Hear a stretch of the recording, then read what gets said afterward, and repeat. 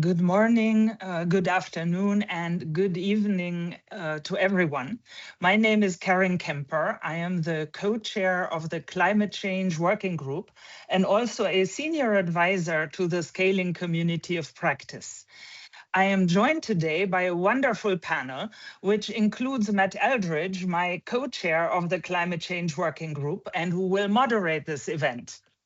Let me first say a few words about the Scaling Community of Practice. When it was founded some 11 years ago, it had 50 members, and today we are over 5,000 members, and you are part of this community. The community has produced an important body of knowledge products, which are publicly available on our website, and it has proactively driven and set standards for how to go about transformative scaling in development. This annual forum marks a significant milestone for this community because it starts the campaign for scaling. You can contribute to the goals of the scaling campaign that runs from 2026 to 2030, because the big goal is that by 2030, the campaign will have helped create a tipping point where a systematic emphasis on transformational scaling becomes standard practice across the global institutional development and climate ecosystems. Now, that takes us to our session. We are at a pivotal moment for scaling and for country platforms. In the coming 1.5 hours, we are going to explore the potential of country platforms as vehicles to accelerate and scale climate and development action. There's a lot of momentum around country platforms right now, as you probably know, because that's why you are here. And that's notably because there's the insight that the traditional aid and development finance architecture has shifted, and that development activities really need to be much more locally led, coordinated, and owned. And the renewed emphasis on country platforms is a response to this shift. And we have, for instance, seen in this context the launch of a country platform hub at COP30, which you will hear about also during the session. Now, we will take a look at what country platforms can achieve in practice and where gaps remain. We're going to discuss the critical factors such as governance, incentives, coordination, financing structure, and delivery capacity that must be in place for country platforms to move from ambition to sustained scalable results. And for that, we will be drawing on the perspectives of our various speakers who work across finance, policy, and implementation. As a starting point, we are going to take a recent paper by Johannes Lin that looks into the linkage between transformational scaling and transformational country platforms, as we would define it, and what, based on our learnings regarding scaling, is necessary to make transformational country platforms a success. The session has 3 learning goals. First, to critically assess the added value of country platforms for scaling climate action, including when they work, when they don't, and what gaps remain compared to other coordination models. And second, explore how donors, multilaterals, governments, and development banks, including, importantly, national development banks, can collaborate within country platforms to align priorities, mobilize finance, and avoid duplication and fragmentation. And then third, we want to identify actionable steps and enabling conditions, again, with the same elements, including, very importantly, governance and also incentives for the various actors that can make country platforms more effective drivers of country-led climate impact. So to start us off, let me introduce our first speaker to you. Johannes Lin is a non-resident senior fellow in the Global Economy and Development Program at the Brookings Institution. He's a distinguished resident scholar of the Emerging Markets Forum, a senior fellow at the Results for Development Institute, and very important in the context of this webinar, he is also the co-founder and co-chair of the Scaling Community of Practice.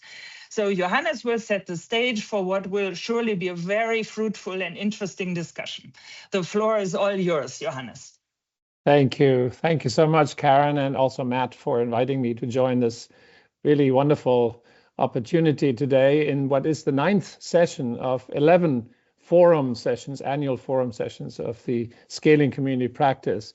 So if you joined us in the first forum, you may remember, the first session of our forum, you may remember that we introduced some of the findings of a study that we recently completed on mainstreaming scaling in funder organizations, international funder organizations.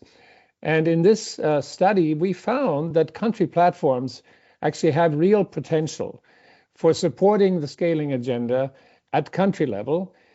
But also at the same time, we found that a scaling focus is important for effective country platforms. And so this is actually the key theme that I want to briefly reflect on based on this paper that Karen already mentioned. And maybe Gabi, you could put a link to that paper into the chat so that people can refer to it as they wish along the way.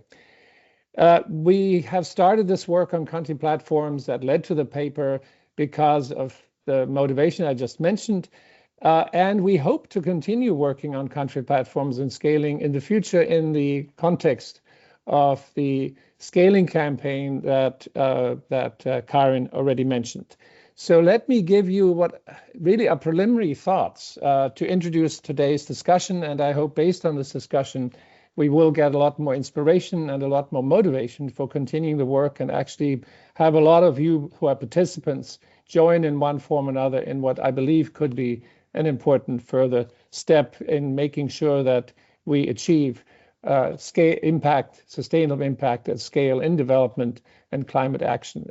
So the topic for the discussion is transformational country platforms and transformational scaling. What have we learned so far? So as a first question, maybe, let's briefly define what at least I think about when I hear the word transformational country platforms. Well, in brief, they are nationally led coordination mechanisms that is designed to align public, private, and international stakeholders for sustained action on a shared long-term development and/or climate vision.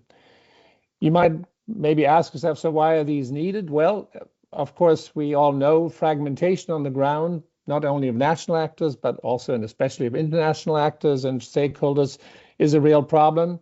Very often we have experienced misalignment in the interests and the actions that are being pursued by the various actors on the ground. There are major financing gaps that need to be filled in one way or another and to support a scaling and a country platform agenda. And finally, I think the transformational aspect is needed because all too often, action on the ground is transactional in nature, one-off and short-term, rather than focusing on the longer-term development and climate vision and problems that need to be addressed.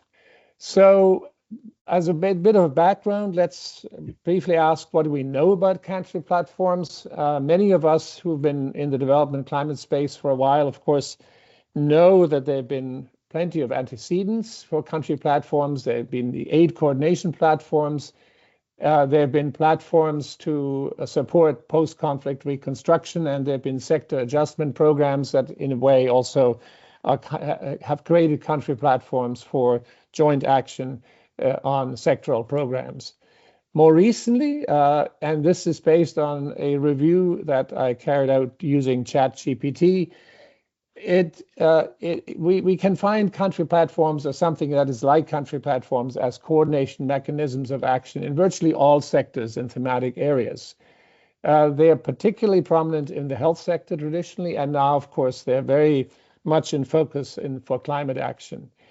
The country platforms that we found in ChatGPT are supported by governments, MDBs, by the IMF, by bilateral funders, as well as by private funders.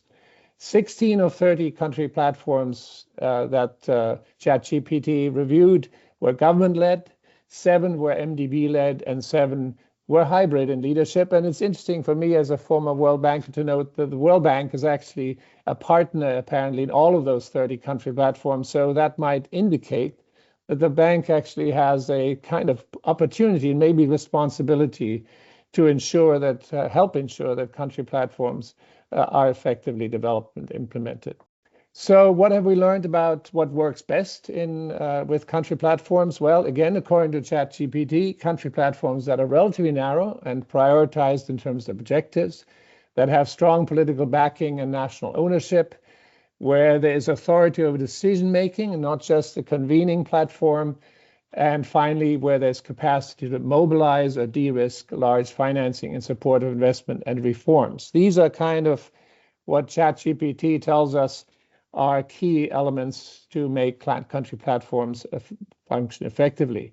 However, ChatGPT also notes that in general, at least, country platforms are not a silver bullet, because it brings me to what I feel, at least, is a key point, a key thesis when it comes to country platforms. And this is that to succeed, country platforms need to be focused on coordination of scaling for transformational change and not just on coordination of transactional interventions. What does that mean in practice? Well, why is the transformational focus critical? Well, first of all, because we have systemic constraints in the policy space, institutional space, finance, and political space that need to be tackled for sustainable impact at scale of national development and climate problems. Transactional coordination of one-off short-term projects and reforms and their financing, in my experience, in my view, does not address long-term systemic constraints, nor does it result in sustainable impact at scale. So what we need is transformational coordination of actors and actions that needs to be focused on complementary long-term pathways of reform, investment, institution building, and financing towards sustained impact of the problem at scale. And therefore, I believe country platforms have to embody and support a transformational scaling approach. As when we talked about this in advance, Matt put me up for this phrase, namely that country platforms must develop into transformational scaling engines. And that happens, in my view, if we have a two-way relationship between country platforms and scaling, where effective country platforms require that participants engage in transformational scaling and not only in one-off transactional projects and programs and interactions. And secondly, very importantly, effective scaling requires country-level coordination, i.e. country platforms are important, and I could even say maybe essential for effective scaling at country level. And I'm coming towards the end by focusing on 8 common ingredients for transformational country platforms and transformational scaling that I believe are relevant and critical. First of all, you need to adopt a long-term horizon and goals, and you need to be persistent in pursuing pathways to sustainable impact at scale. Secondly, there has to be local ownership and inclusiveness in the way country platforms and scaling is being designed and implemented. You need to focus on enabling systemic conditions that have to be at the core of action under country platforms and are essential for successful scaling over the long term. You need clear leadership and an institutional anchor, both for country platforms as well as for the scaling process. You need a transparent accounting and funding of the costs of country platforms and scaling, otherwise it won't happen. A 6th point is that you need transparent analysis, understanding, and treatment of complex interactions between what is a multiplicity of partners or stakeholders and of the trade-offs that this multiplicity creates. It's basically the political economy of how you get country platforms scaling effectively designed and implemented that is critical. You need effective links across subsectoral and thematic boundaries, especially if you're narrowly focused. It's very important that you have a peripheral vision, let me say, to integrate into other aspects to which and sectors and subsectors and areas that your intervention links to and your country platform links to. And finally, and actually from my perspective, perhaps the most important aspect is There have to be incentives and accountabilities across institutions and within participating institutions, including the governments, the public development banks, private sector, external funders, so that their actions are actually aligned with shared long-term goals. So this raised, in my view, a number of questions for discussion, which the panelists might want to focus on. First of all, I would ask you to tell me whether you think my central thesis on transformational country platforms and scaling are actually okay. Are they an appropriate basis for action? Secondly, how do we design incentives for organizations and actors within organizations so they focus on transformational scaling and alignment in country platforms? Third, should country platforms adopt narrow focal areas or subsectors, or tackle whole of government, whole of economy problems and goals? Fourth, what are meaningful private sector participation and what does it require? We find in practice very often bringing in the private sector effectively into country platforms and actually into scaling processes is not always easy. Fifth, how can country platforms overcome entrenched political interests and institutional weaknesses? And finally, there's always the question, what can we do? What can be achieved in fragile and post-conflict situations with country platforms and with scaling? Last slide, and this is to sort of forward-looking, as we already mentioned, both Karen and I, country platforms and the scaling campaign is going forward is going to be a topic that we will be pursuing. The campaign goals are to mainstream scaling in institutional ecosystems of development and climate action. Country platforms, we believe, are an important focus for this campaign. And particularly, we think it's possible and maybe desirable to pursue the question of country platforms for climate action and scaling, given how important the country platform topic has become in the climate action context, as demonstrated at COP30. Finally, let me just say, all of you, panelists, but also all participants are welcome to give us ideas, suggestions, and service partners and supporters, including, I should say, financial supporters, as we go forward with additional and future work under the scaling campaign. Thanks, Karin. I hope I stayed more or less within my 15 minutes. Take care. You did, Johannes, and thank you really very, very much for setting the scale, setting the stage. See, I'm already thinking of scaling only, for setting the stage so convincingly for the linkage between transformational scaling and transformational country platforms. So with that, I'm now handing over to Matt, my co-chair at the Climate Change Working Group and the Climate and Development Finance Advisor at the Gates Foundation, to moderate our absolutely spectacular panel. Over to you, Matt. Thank you, Karen. Appreciate it. Hi, everyone. As Karen said, I'm excited to lead or moderate the panel. We have an excellent set of panelists to dig into this topic. I'll introduce each as I ask the first question to them. And the first set of questions will relate to the potential of country platforms. So first up, I'd like to welcome Alexia Latortu, Distinguished Fellow at the Center for Global Development and Head of Secretariat for the Future Development Cooperation Coalition. Alexia also previously served as Assistant Secretary for International Trade and Development at the U.S. Treasury. Alexia, welcome. You have a lot of experience, to put it mildly, in helping to lead the reform of the international financial architecture to ensure it's more fit for purpose as countries work to address global and domestic priorities. Do you see country platforms as part of the same effort to better align capital flows with national policy priorities? Thank you so much, Matt, and thank you, Karen and Johannes, and scaling up a community practice. Delighted to be here. So yes, as a short answer, absolutely, I see country platforms as part of the effort for broader reform. And actually, in some of the work I did on country platforms, one of the people that I interviewed said to me that country platforms done well is the same thing as effective development cooperation. And that quote has really stayed with me. And let me sort of unpack that a little bit. And I will say, since Johannes talked about sort of the early days of country platforms, from the very beginning, back in the 1990s, we see some elements of reform ambition in country platforms. For example, the Comprehensive Development Frameworks and the Poverty Reduction Strategy papers, of moving from a project approach to a programmatic approach, and of talking not just about financial resources, but bringing in the importance of policy changes and institutional reform as well. So I think it's been there from the very beginning. And today, if I look at the environment and I look at the core tenets of some of the reform efforts, I really see those reflected in country platforms. So for example, country ownership has been mentioned a lot already in this session, and that's at the heart of the reforms of the international system. So with the cuts in official development assistance, we've seen, I would say, almost defiance from some of the emerging markets and developing countries to say, yes, this is time for us to really own our development journeys and to take the responsibility and accountability for that. And that's embedded in the country platform.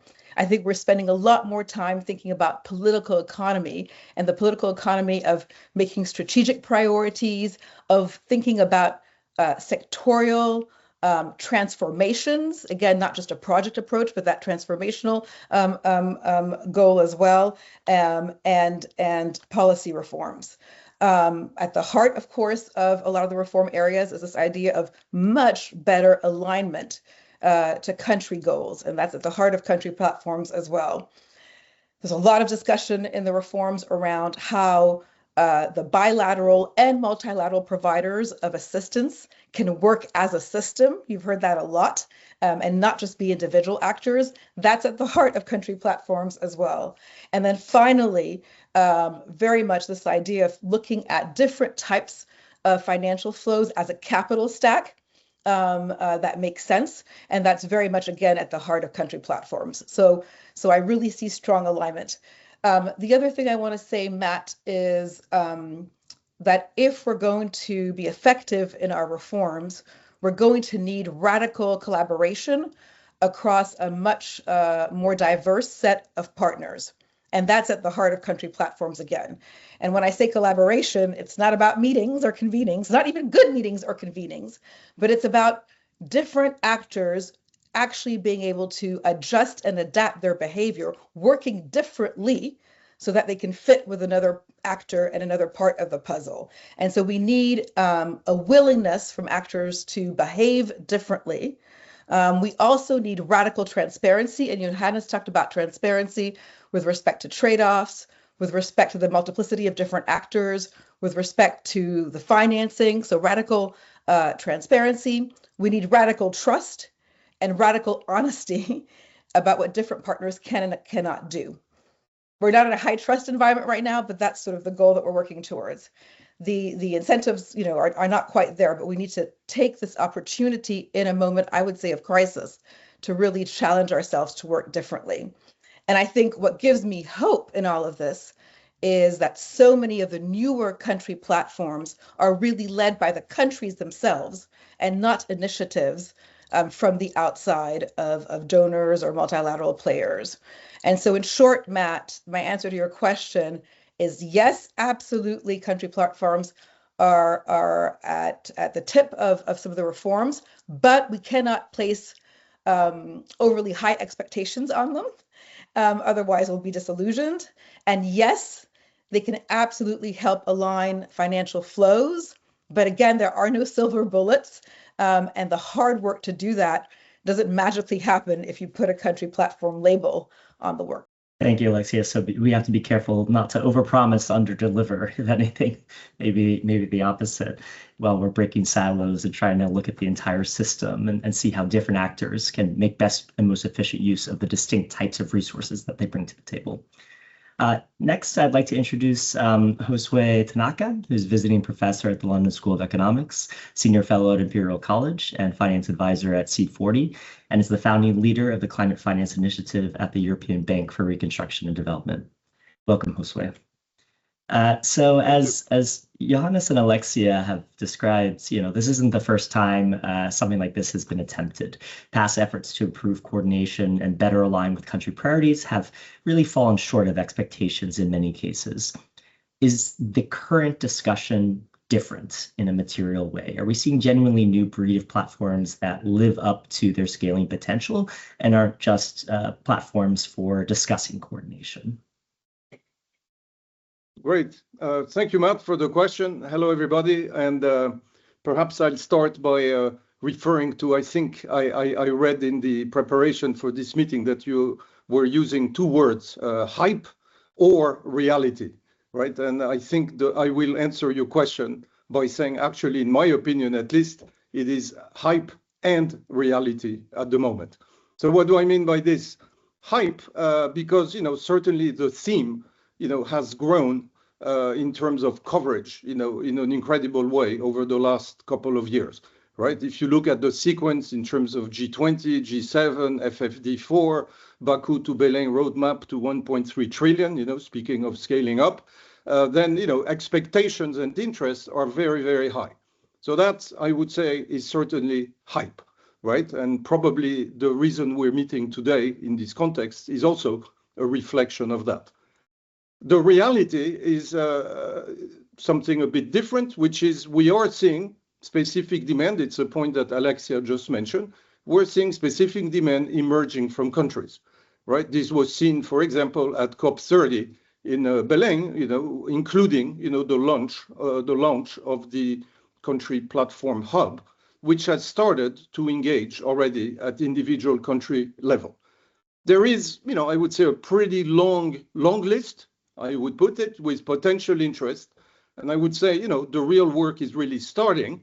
But Alexia knows this, that I sometimes say this. I'm not a used car salesman, so I'm not going to say today, what the outcome, of this work is.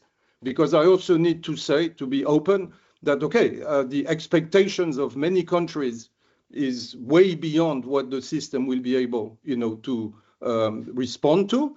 Actually, sometimes when we speak to countries, we say, don't go too high because you are actually going to frighten, potential donors, right? But also, and that links a bit to the scaling discussion we're having, as to what countries are actually willing to do, right? Because again, if we take seriously the expression country owned, then one has to respect, the position of a country.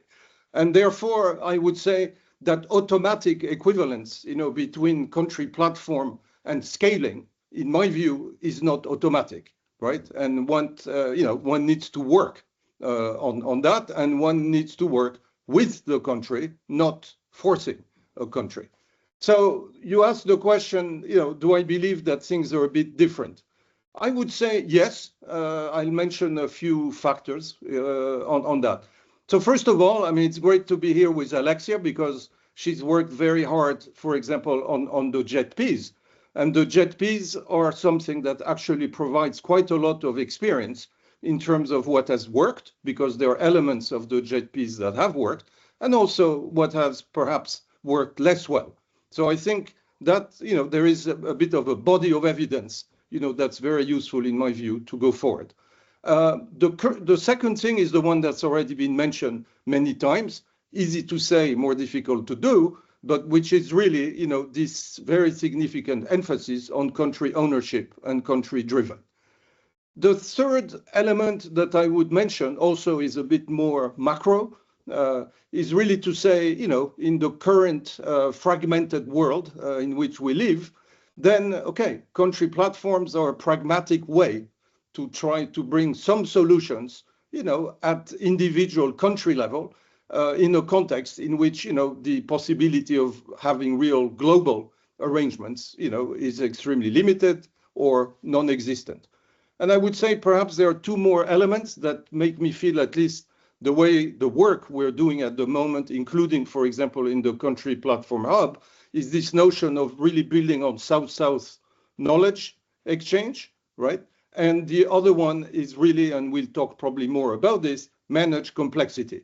Because by the time you put all the criteria, all the things that are needed, you have something very difficult. So I see myself that, the art of the country platform delivering is actually the art of managing complexity. So in closing, I would say, yes, we can probably speak of a new breed of platform, but it is too early to assess where they will live, where these will live to their scaling potential. This will depend in large part on what the countries want to do. And therefore, I say, let's have a rendezvous next year to see where we are. Thank you. Thank you, Josue. And the art of managing complexity is something that I think our next speaker knows quite well. Felipe Borsato da Silva is Climate Finance Investment Manager at BNDES, which is Brazil's National Development Bank, and formerly Head of Investments at BNDES. Felipe, welcome. Brazil's investment platform for climate and ecological transformation, or BIP, is frequently cited as an example of strong country leadership and mobilizing finance in the interests of national priorities. What about the design and execution of this platform really makes it well positioned to effectively translate those national priorities into actual investments? And what role does BNDES itself play in that process? Perfect. Well, first of all, thank you for the invitation. Hopefully, I can bring you real case scenario with all the lessons learned and what we have been learning by now, actually, as well. So I'll talk very briefly about how BIP is structured, and maybe in further questions I can jump in further details. So first of all, BIP is a country platform that has the leadership from the Ministry of Finance. So how we work? We have a steering committee with 4 ministries: the Ministry of Finance, the Ministry of Industry, the Ministry of Mining and Energy, and the Ministry of Environment in Brazil. And they form what we call the steering committee. The steering committee decide which are the sectors and subsectors that we should foster in alignment with the national climate policies. So we have national climate policies regarding industry, regarding reforestation, and so on and so forth. So this is the steering committee, and they also decide the criteria that we should observe to call for projects to be part of the platform. After that, we have BNDES as a national development bank doing the secretariat of the platform. We analyze the projects that we receive, and we see how bankable they may be, how viable they may be, and how they align with the platform criteria. Basically, the criteria that we observe are related to the materiality of the projects, how they align with the transition plans and national programs, how the materiality of the environmental impact, not only of the capital mobilization, but also the environmental impact, and also socio-economic co-benefits. So that's basically what we do, and we also lead the discussions in the platform. So and it's interesting to talk after Johannes. We started as a transactional platform, so we have projects in the platform, and we connect finance institutions, and we are moving day by day to a much more transformational platform, since we are dealing with the main barriers that are major constraints regarding the bankability of the projects. So as a bank, we analyze the projects, and we also we deal with the projects, we analyze the projects, and we also invite and manage the financial institutional network. So now, just to end my brief introduction here, now in BIP, we have 16 projects.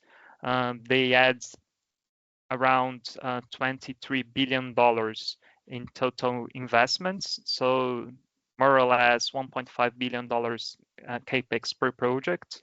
And we have around 60 financial institutions in the platform, both equity investors, banks, DFIs, so on and so forth, ECAs.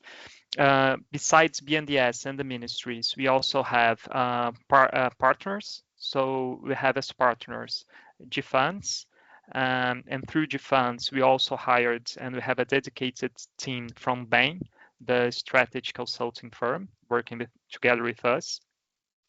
And we also have the support from the Green Climate Fund. So we have a readiness funding from Green Climate Fund. And through Green Climate Fund, we hired experts through UNDP, experts in industry decarbonization, nature-based solutions, and communication. So very briefly, that's how we work. Thanks, Felipe. And maybe staying with you for this next, to kick off this next set of questions, that's kind of thinking about what lessons can be learned and what challenges, trade-offs exist when it comes to country platforms and how to strengthen their transformational potential. So BNDES, as you were describing, is a large development bank. Not only is it a large development bank, it's one of the largest national development banks in the world, with significant financial capacity, deep connections to domestic and international private markets, and it operates really at a different scale than most of its national development bank peers. What institutional or structural challenges arise in leading a platform, leading the secretariat of a platform like BIP, and what lessons might be relevant for countries and development banks with more limited balance sheets? Yeah, of course. So BNDES is a big development bank. We have more or less $150 billion in total assets. And we work, it's a bank that has more than 70 years. And we, at the end of the day, we are experts in finance, right? So of course, it's a challenge for us to do the secretariat and to drive the discussions of a country platform. We are able to do that together with this network and the partners.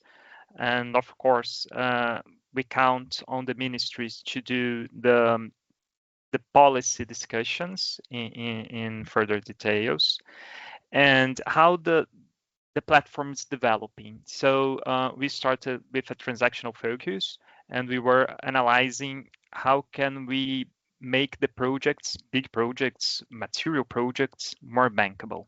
And we have different challenges. So BIP works with three main verticals, okay? So energy, industry and mobility, especially hard to abate sectors, and nature-based solutions. Of course, those verticals have very different challenges, and have been working on these challenges.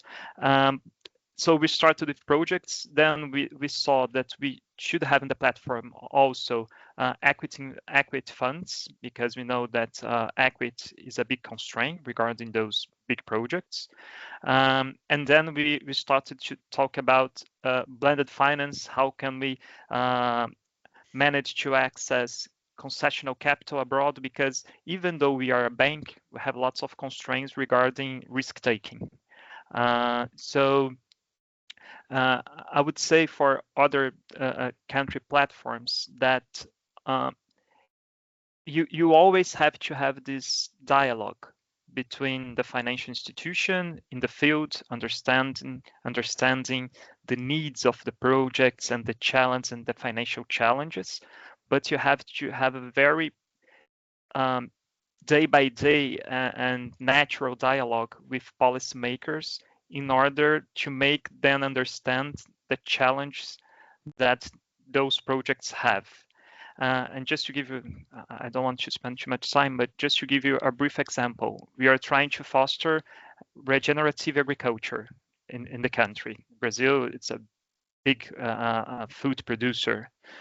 And we are understanding that before having a huge linked loan program, we must have the standardization of the certification of integrated rural systems. So how we integrate like forestry and agriculture.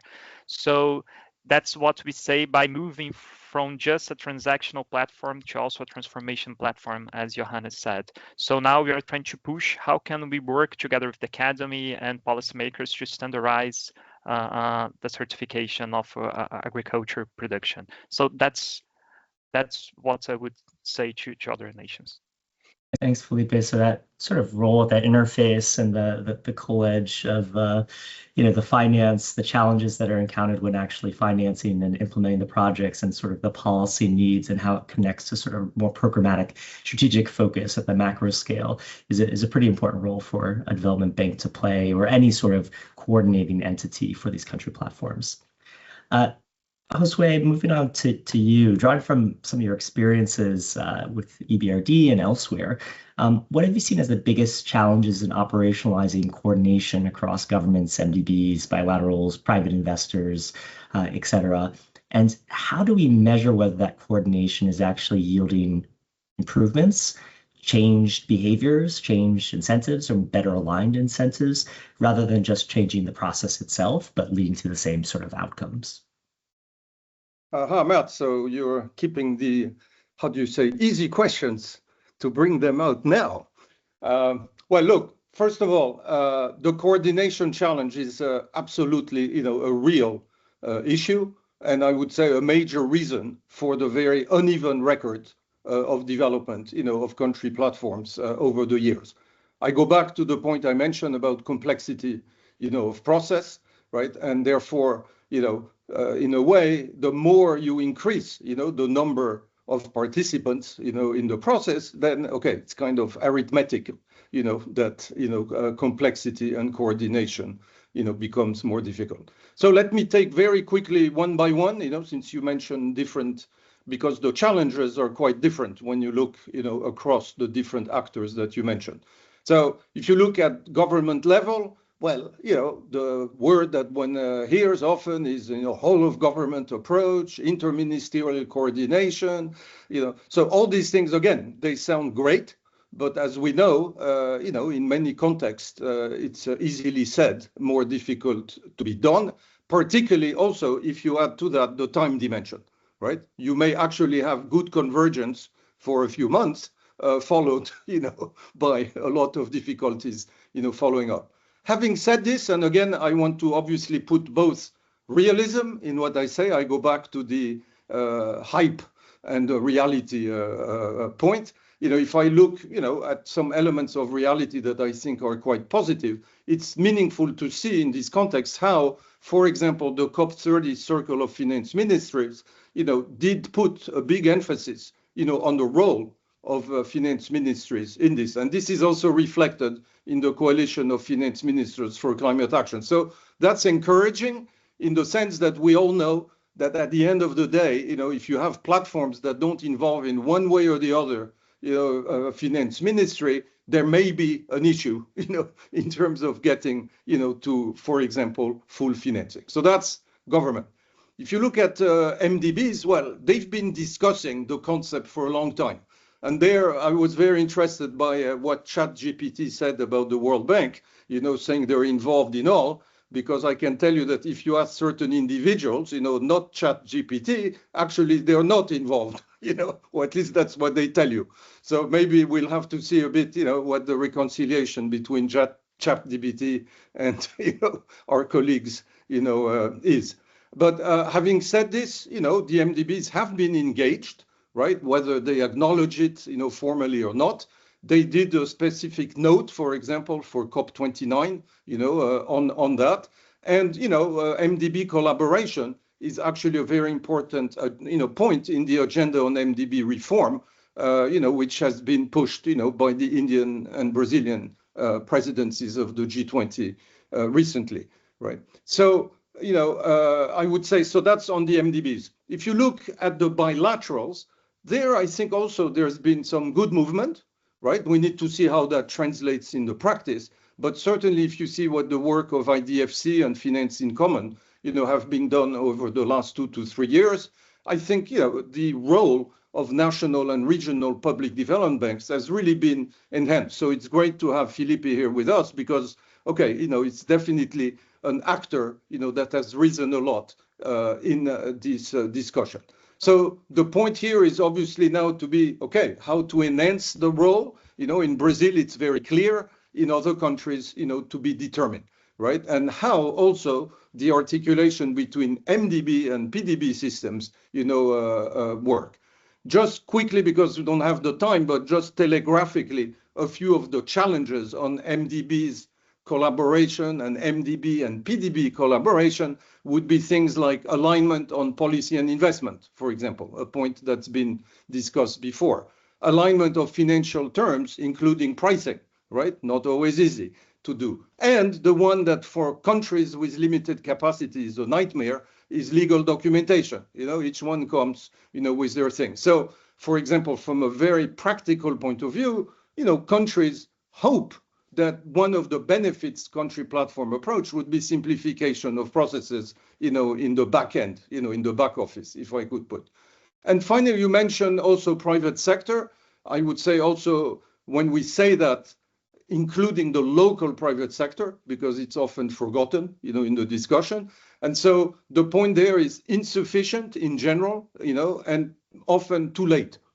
People come, after a pipeline is developed. That's bad, because if pipelines are developed just by the public sector, often they will be really biased only to public sector solutions, and therefore, limit, the mobilization potential.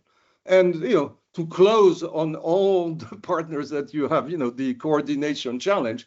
Okay, we talk a lot about just transition. We talk a lot about, stakeholder consultation. Well, for each of these, you need to have concern. So to close, and also not to close just with, a bunch of, I would say difficulties, just a few telegraphic lines on what can be done to help that.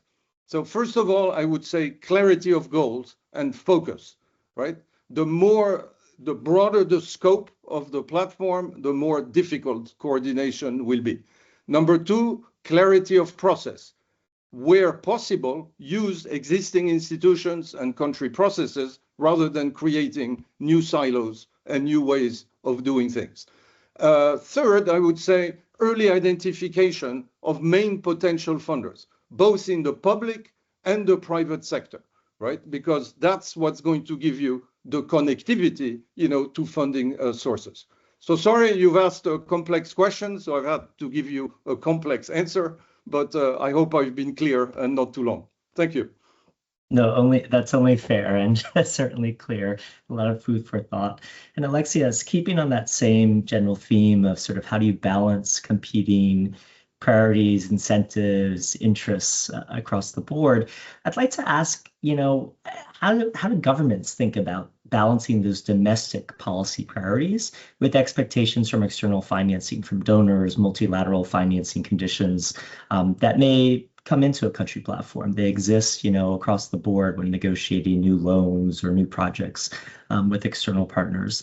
And where do those tensions tend to most often emerge? And perhaps in JETPs, if there's any experiences from the Just Energy Transition partnerships that you could bring to that would be great.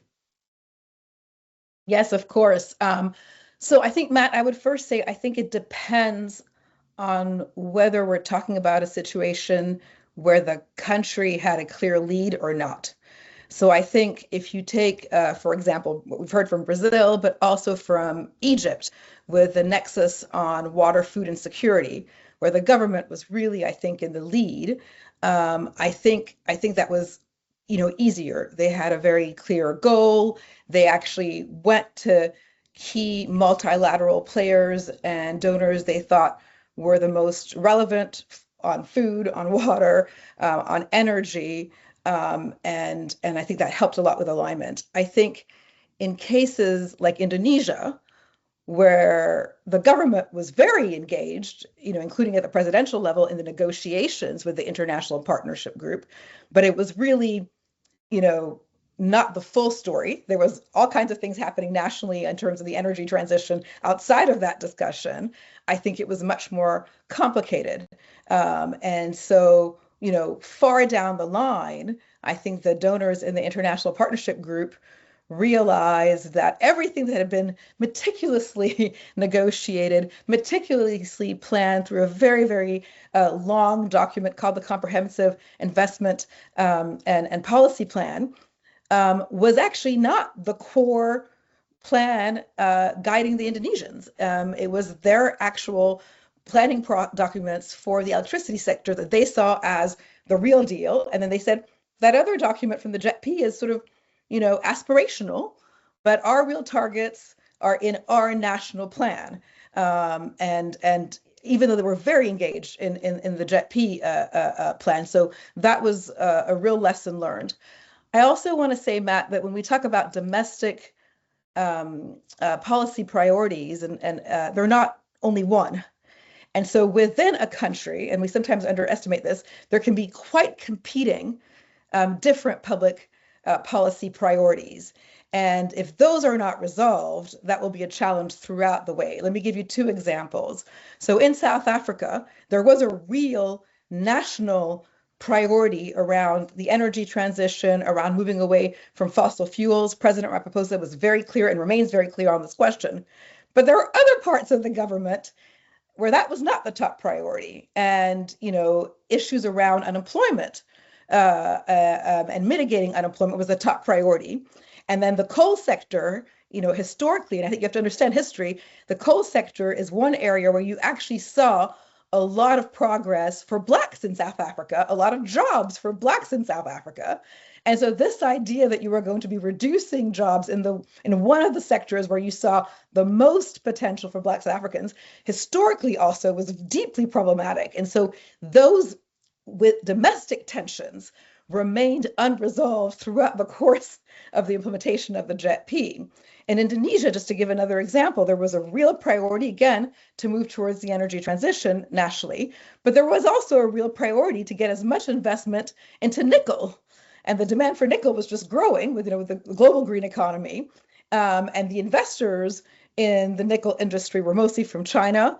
There was captive coal, and they were not interested in renewables to fuel the energy for the nickel companies. And so that was an unresolved domestic competing public priorities. But the greatest tension, Matt, is around money, I would say, from my experience.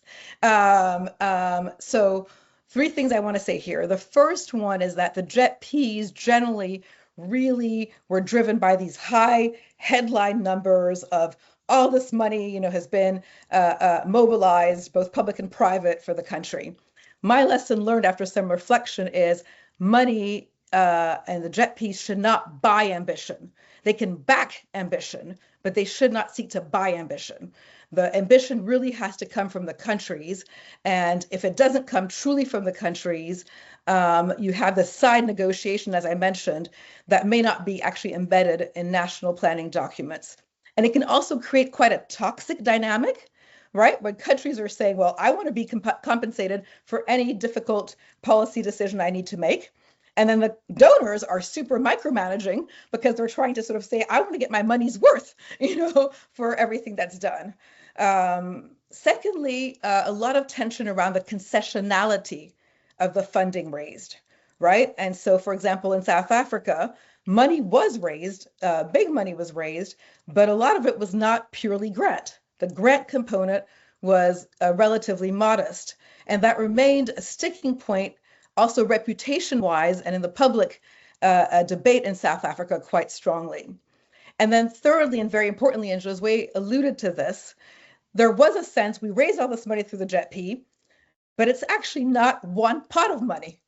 It remains individual funders' money with individual timelines for board decisions about when the money is available, individual due diligence requirements, the legal documentation that Josue talked about. And that was super frustrating to countries who I think thought they actually had a pot of money that they could sort of deploy as they needed. Also, I think we have to be honest about this. There's a power asymmetry, especially if you have a lot of donors. So more donors is not always merrier. More is not always merrier. So where you have 10 donors negotiating with one country, so there's an imbalance there. And then where donors are happy to, be together on the most difficult asks of the countries, but when there's not consensus among the donors, they're happy to bilaterally still ask the donor what they want. So we have to be very honest about that disconnect as well. And so with all these tensions, both domestically and between the country and the donors, I would say good governance and clear governance of how decisions are made is really important. And perhaps we can come to that later. Yeah, I was actually, I really appreciate the line that you just said of, money can't buy ambition. It can back ambition, but it can't buy it, I think is a really important point that is, relevant for country platforms or more generally. But on that last point that you just mentioned on governance, it'd be great to turn to that. For those in the audience, please do continue submitting questions. I know there's quite a few questions that have come through. We're going to turn to Q&A very shortly, but just one very last round of questions from me as the moderator. Alexia, on that point of policy and governance conditions that need to be in place domestically, and also when we think about governance within the broader international financial system, what conditions are really the most important to ensure that country platforms strengthen country ownership while also enabling the mobilization of large-scale public and private finance? All right, let me try and share sort of 4 main recommendations. The first one is that country ownership requires broad political and technical consensus internally and is not sufficient because you actually need country leadership, and country leadership requires execution capacity. So on country ownership, Felipe mentioned the 4 ministries that are part of the steering committee. But oftentimes, to have true country ownership, you need to go beyond the ministries. You have to go to the state-owned enterprises, to the parastatals. You have to go to the utilities, that are often, very important and can be gatekeepers, especially in the energy transition. So you really need that consensus with the government more broadly. And then, of course, a country is not just its government. Right? So Josue mentioned this. You need to bring the domestic and international private sector in, not as an afterthought, not just to get their money, but at the very beginning to also help to co-create and co-design, and civil society. I mean, just energy transition. In South Africa, the labor unions felt they had not been consulted, sufficiently, and that remained a huge challenge throughout execution. So that country ownership is really important, but again, it's not sufficient. You need the execution capacity to have actual country leadership. That can be about specific skills, for example, around modeling technical pathways, but it can simply also be just about having enough human beings to do the work. And so there, I think it's really important for the providers of grant funding, the philanthropies, for example, the bilateral funders, to really make available to countries very flexible, ideally through one pot, money very early on so the countries can build that capacity. Felipe mentioned, using GCF money to hire experts, locally. I think that's really important.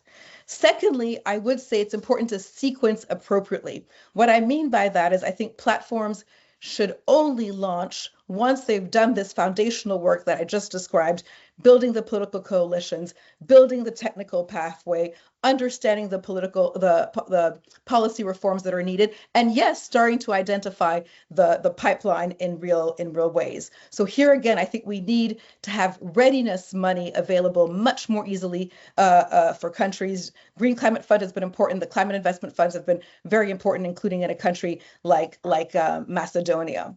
Thirdly, and Josue alluded to this as well, and this may seem like a tension with Johannes and his scaling, but I don't think it has to be, which is right-sizing the scope. So, my sense is that platform scopes need to be calibrated to problems that have clear pathways to actual impact, so that they can enable difficult political choices.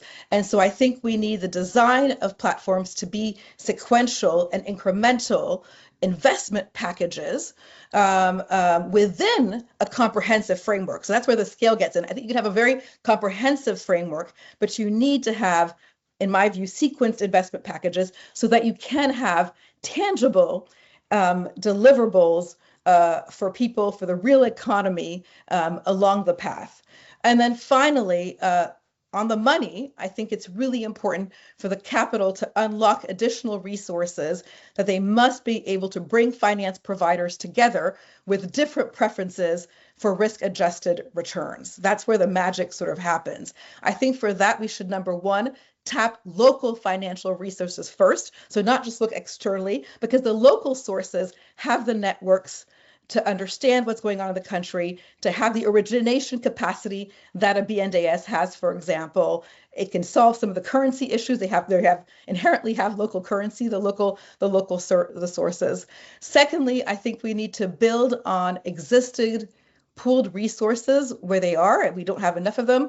But so, for example, in the case of the Senegalese JETP, there was a multi-donor trust fund at the African Development that already existed, and they were able to draw on that to fast track the identification of renewable energy projects.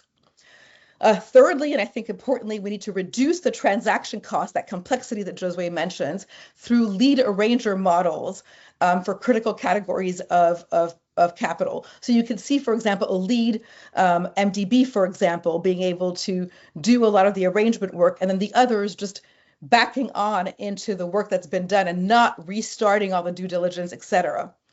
And then my last point is a really important point, I think, around blending, which is that we should think about coordinating capital allocation across programs rather than just within individual projects. Let me give you a very specific example.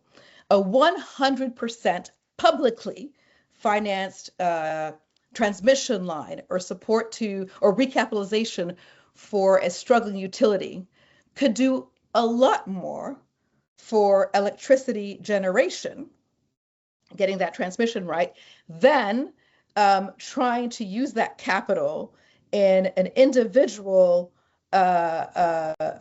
generation project. So I think we need to not think about in each individual project getting that perfect capital stack, but looking across what we're trying to achieve and saying, you know what, some things can be 100% publicly financed, that's fine. And then that creates the opening for the private financing to come in down the road. Thank you, Alexia. A lot of great points there. I'm glad we're recording this. And I know that some of them are also reflected in the paper you co-wrote last year on country platforms. So folks can look it up and we can drop a link into the chat box. Josue, a similar set of questions around practical design features, performance metrics, pipeline development mechanisms, et cetera, that really should be prioritized when countries are building country platforms to deliver measurable impact within a reasonable time frame, understanding that every country is going to have to need a different sort of approach and different design. But are there specific types of design features or goals for design features that you think should be fairly consistent if we're really aiming to lead to that measurable change? Great. Thank you, Matt. So look, perhaps just two very quick comments on points made by Alexia a minute ago. First of all, since the discussion we're having has a link with climate action, I think the local currency question is absolutely crucial because, again, most climate projects don't generate foreign exchange, and therefore it is a local currency. And therefore, again, that's why it's great to have BNDES and have, local development banks in, because as you know, the mobilization of that kind of money, a local currency from external, is more difficult. Second, very quick, a trick that, for example, in our work at the BRD, we did in some of these approaches is the notion of trigger projects, right? So the idea being that, you don't wait for everything to be done, which may take years, to say, here is the first investment, you start the homework, you identify a priority project, and actually with that, you build up the relationship, you build the technical capacity, and you build the trust, that this is not a proposal, I would say a forever proposal. Now, quickly, because I know the clock is ticking, you asked for, let's say, what are some of the design features? So the first one I mentioned already many times, but I'll repeat it, is clear goal and focus, right? The broader and more holistic, it's a word that I've become quite sensitive to when we talk about, country platforms, the more difficult and, impossible it becomes to do, right? The second point linked to your question, Matt, is that, the clearer the goal and the focus, the easier it is actually to define what the outcomes and the impact will be.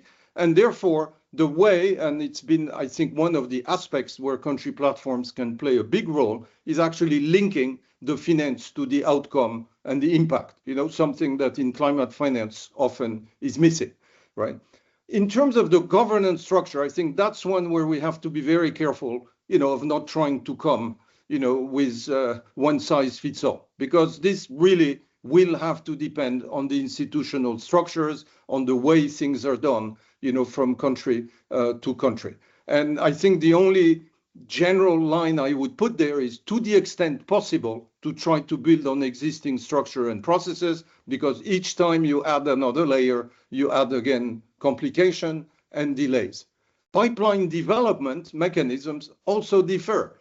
And I think, it's again great to have Felipe here with us, because, the BIP model is different from the traditional, sequential segment, in which you have to have formulated all the project pipeline and then you do all the project preparation. It's important to mention that in the BIP, and Felipe mentioned this, okay, what they are receiving is essentially fully prepared projects that BNDES can assess, And number two, for that, you need two things. You need sponsors able to do that. And number two, you need an organization like BNDES to assess them.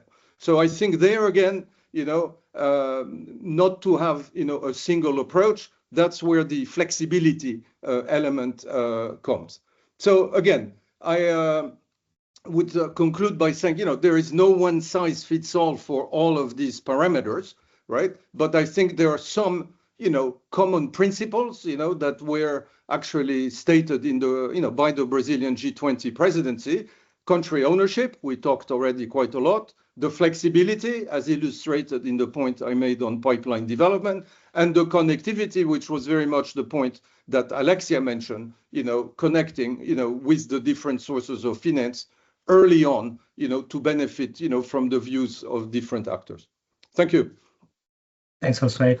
Last question before we turn to some of the audience questions. Felipe, on that sort of point of connectivity and the role of how to engage private finance, would love to get your thoughts on advice or reflections for national development banks seeking particularly to mobilize private finance by using blended finance mechanisms. Do you have any sort of reflections on that particular point to try to mobilize that finance while keeping aligned with the national transition strategies? Yeah, of course. Thank you. I'll try to keep on time. So first of all, it's important to say about the Brazilian case that we have some kind of consensus about where should we move to. We have a very, very green power grid.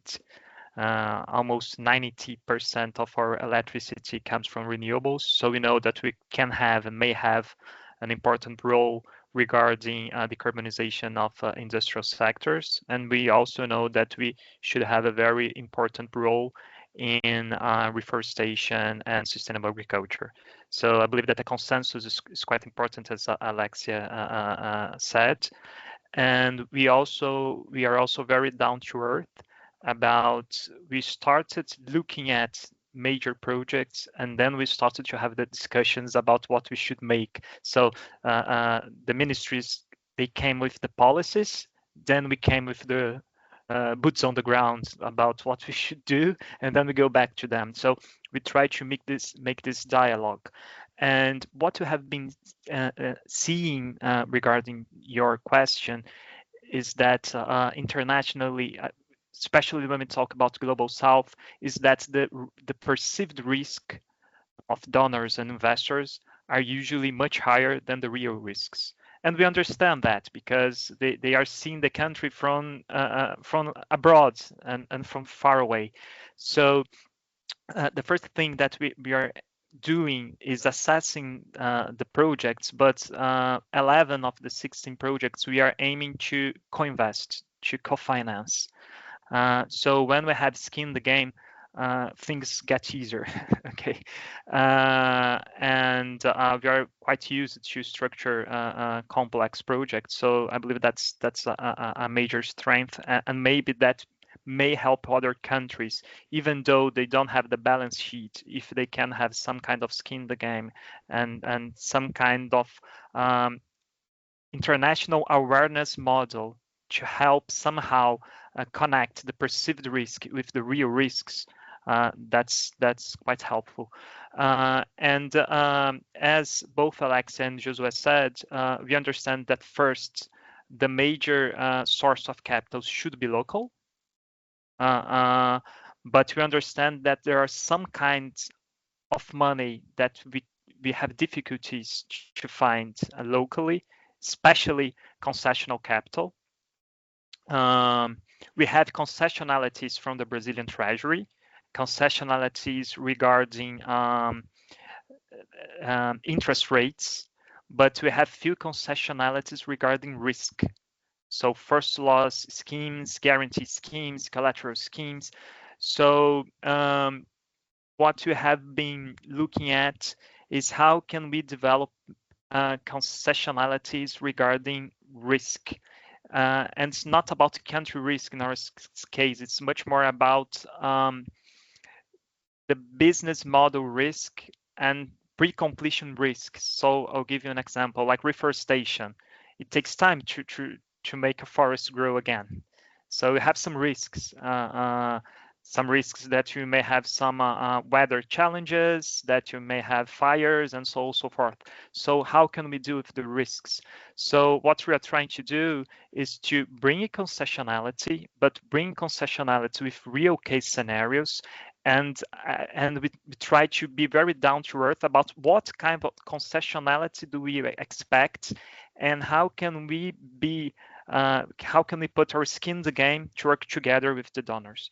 So I believe that's the major, that's what we have been learning, and I believe we should make a very big effort internationally to make the perceived risks more real. We understand that.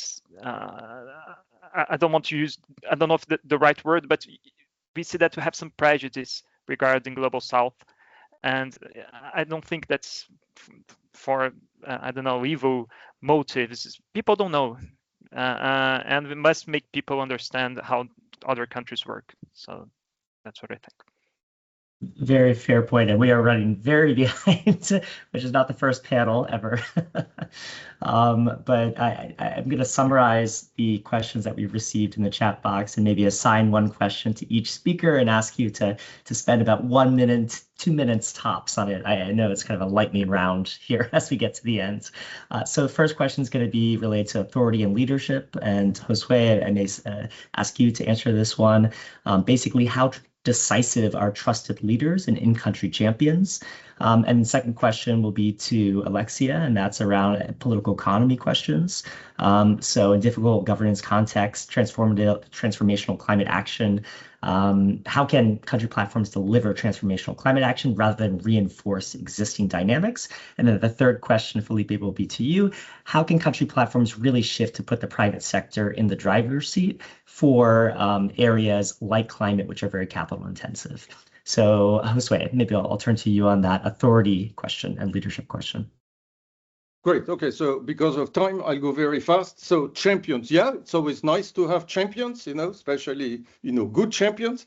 But I think an effective champion will have two elements that need to be taken into consideration, connected to the institutional setup, right? So not, a great person that you meet, but that's detached, from the way, decisions are really made in the country. And second, inclusiveness. So somebody able, to bring stakeholders together. So I say champions great, but you have to watch out what kind of champion. Thank you. Perfect, concise answer. Thank you. Alexia, now to you on the political economy question. Yeah, not a magic answer here. Political economy matters. And I think we've seen cases of, major vested interests, frankly, from the champions of some JETPs also had major vested interests, in coal, for example. So that's a reality. I think the best way to move forward is to really try and have, fully inclusive processes and governance around the work that we're trying to do. There's no way around it. And so if you see a country platform that does not have consultations, real meaningful consultations with civil society, that there's something a little rotten happening. So, but you have country ownership. If the government is not willing to do that, I think I think outsiders can't solve that problem. And I think it's, as Mark Brown said in one meeting, it can be an arrogance to think that outsiders can solve that problem. I think all you can do is shed the light on who needs to be involved in the process in a meaningful way.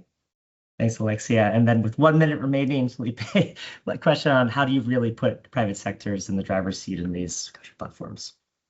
Okay, so 30 seconds for dimension. So in the financial dimension, we try to foster capital markets. So we work as LP in equity and debt funds. We also syndicate credit lines, and we also work as a second floor bank to develop local banks to spread capital toward the country. So we try to foster private sector capital markets and finance. And regarding projects, we analyze projects that are already in final investment decision stage. So we always try to work with private, well-structured projects. So that's how we work. Awesome. Thank you. And I want to give a virtual round of applause to our panel, not least for the excellent job giving 1-minute answers to very difficult questions in the very final rounds. But thank you all for joining us. I will now turn the floor over to Amar Bhattacharya, who is a senior fellow at Brookings and visiting professor in practice at the London School of Economics, to share some concluding thoughts and reflections from this conversation. Amar, over to you. So a truly fascinating discussion, brought out really the complexity of the topic, but also I would say, the evolving kind of thinking around the way forward. So I'm going to pick up very much on the strands that were mentioned by the different speakers and try to draw some connections between them. So beginning with Johannes's point about transformational and transactional, the answer I think we got from the conversation is we need both. We need clearly a transformational compass, but many of the systemic changes that come about are because of the transactional, as we heard from Felipe. We need transactional progress in order to bring about systemic change. And I think particularly the way in which Brazil moved, with the backdrop of the Eco-Invest program and everything else, I think was very important by showing concrete, tangible progress on some transactional elements that could then reinforce the transformation. Second, how narrow or how broad? And, when the JETP's program started, they were very much focused on the phase out of coal as a central objective. But it became very clear that for success, it needed to be anchored in the long-term energy transition with all its ramifications. And as Alexia pointed out, for example, a recognition that you had to work on the grids if you wanted to scale up renewables, and you had to work out renewables if you wanted to phase out coal. So the narrow or broad really needs, again, to be seen in terms of the strategic objective that you are trying to achieve. Third, I would say, what do we mean by scaling? And a plug for what we've been doing. Scaling, we think, is ultimately about investment outcomes. Where policy and finance are drivers, but it's using investment as a means for transformation. So in some sense, owning that scaling is very important. For the government to own it and for development partners to own scaling as a very important part of this agenda. I would say probably the most difficult part of political economy is unpacking country leadership and country ownership. So I had I was quite closely associated with the South Africa JETP and the discussions of the Presidential Commission. I have never found a structure that was intended to be more inclusive than that Presidential Commission. It did bring everybody inside the tent, but it also showed the complexity about both country leadership in that context, about getting definitive plans in place that could be then used as a basis for signaling to the private sector and to the external community. And it was even more complicated, as Alexia mentioned, in Indonesia. The fourth point I would make is the role of development finance institutions as a system is key. We focus a lot on the MDBs, but local development finance institutions are very important and often missing piece of this agenda. Brazil has South Africa has DBSA, but most countries don't have that development finance architecture that plays a very important role. And in following up on what Josue said, I think the MDBs have still not really embraced the scaling agenda. It is still, I would say, very much in support, and the engagement is not around yet sufficiently clear commitment to transformational goals. So I think work in progress on the development finance side.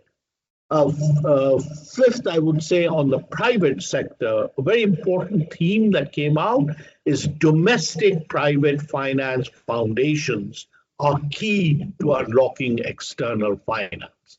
And there is still, there are some, the Brazilian, case shows that strong domestic finance foundations can make a big difference. But it also shows, as Felipe pointed out, that domestic finance doesn't have the depth or the scale to produce the solutions that are necessary, and sometimes take the kind of risks that he was talking about, for example, offshore wind. So I do think that the synergy between domestic and external finance is very important, but I also think tackling the cost of capital is extremely important. Part of the cost of capital is the gap between actual and perceived risk, but there are also kind of very important elements here about, in some sense, the macro frameworks, and in some sense, the international sort of systemic barriers, whether it's the lack of global financial safety nets, whether it is the role of credit rating agencies, and whether it is the role of prudential barriers. So for emerging markets and developing countries, getting cross-border flows to the scale that we need for the private sector really is work in progress for country platform. Finally, on official financing, 2 points that came out. One is the need for having fast-track financing to support country platforms. We need early stage finance for early in the country platform case. The GCF has come forward with a mechanism, but I'm not sure that that will be enough. So a question is, how do we get catalytic finance to really give country platforms the boost that is necessary? And can we create a more predictable structure so that it is not as transaction intensive as it is at the moment? And second point on official financing, that really is an inherent challenge, is country platforms need long-term predictable finance. It's a very important characteristic. And the reality of donor financing is that's almost an impossibility because of budget cycles and inability to commit on a predictable basis. Now, in that structure, again, MDBs can play a key role. They can come in and say, okay, we can actually try to provide some of that long-term predictability, which bilateral donors cannot. But the financing piece, as Alexia pointed out, is actually very, very difficult and something that we need to spend a lot more time. Thank you very much. Thank you, Amar. Appreciate it. And thank you, everyone, for attending. Thank you, the speakers. Thank you for all the participants. Just a reminder to please sign up for the last 2 sessions of the annual forum. If you're not signed up already, feel free to join the working group on the Scaling Community of Practice website and follow the Scaling Community of Practice LinkedIn page. But we just want to thank you for joining today. And Karen, I don't know if there's anything else you want to add as well.